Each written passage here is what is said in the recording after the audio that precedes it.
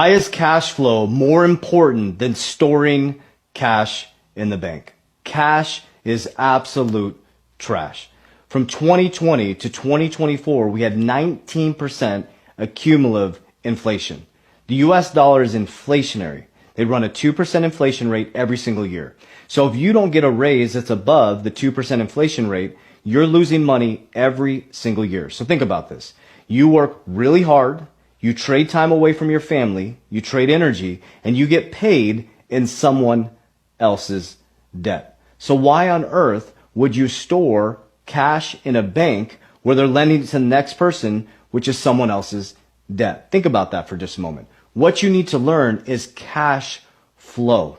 They didn't teach us this in America. They taught us to go to school, get a job, get a 401k, borrow against our future self, and hope that we continue to get a pay raise that beats inflation. That's why I focus on cash flow. Every single time I get paid, I do three things with my money. I create more cash flow. I put it into deflationary assets that are opposite of the US dollar, which is inflationary, or I put it into something that I can leverage. So what are some examples of cash flow? You can focus on cash generating businesses, side hustles.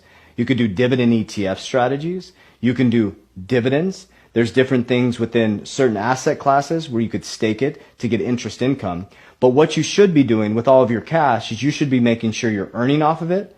You can leverage it, or you can grow it or compound it. I don't store any of my cash somewhere where they can use my money to lend it to the next person. So you don't need a bunch of cash. You need cash flow.